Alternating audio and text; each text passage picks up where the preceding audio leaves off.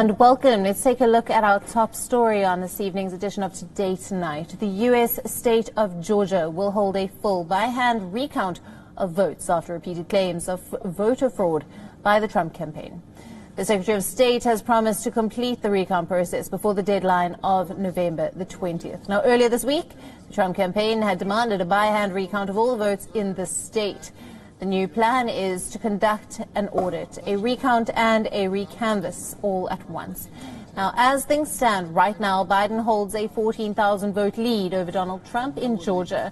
The matters have been further complicated by the fact that the Secretary of State is declared Republican. Listen in to what he had to say a short while ago. 5 million votes cast. The margin being so close, it will require a full by-hand recount in each county. This will help build confidence. It will be an audit, a recount, and a recanvass all at once. It will be a heavy lift, but we will work with the counties to get this done in time for our state certification. Many of these workers will be working plenty of overtime. We're being joined by international affairs expert Stephen Golub from California for more on this. Good evening. Thank you for being with us. Now, Georgia will recount all votes in the presidential race by hand. How long is this expected to take? And more importantly, what would it mean if the recount went in favor of the Republicans?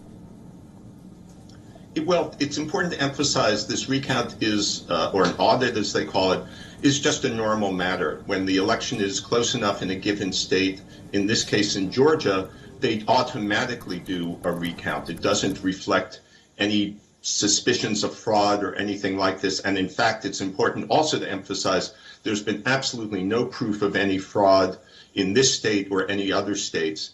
In terms of how long it could take, certainly at least a matter of days. I don't think that's been made totally clear.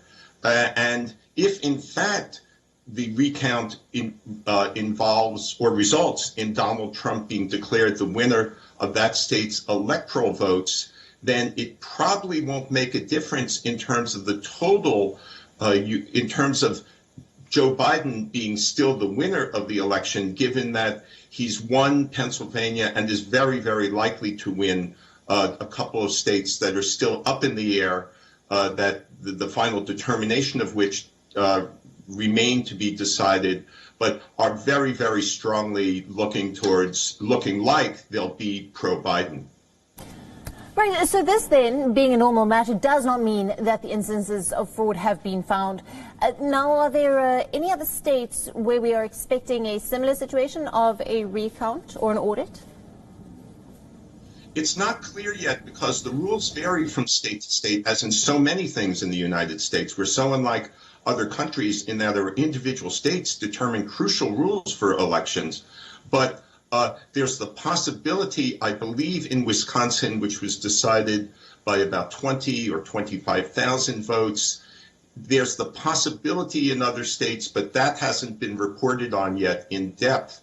The chances are, again, I want to emphasize, is that the very strong chances are that Joe Biden will come out on top in Georgia and in any other states where there's a recount, because these recounts are just odd things done automatically, and recounts historically have turned up maybe a reversal of dozens or perhaps hundreds of votes due to various errors and the like, rather than the 14,000 in Georgia and even more of a margin in other states.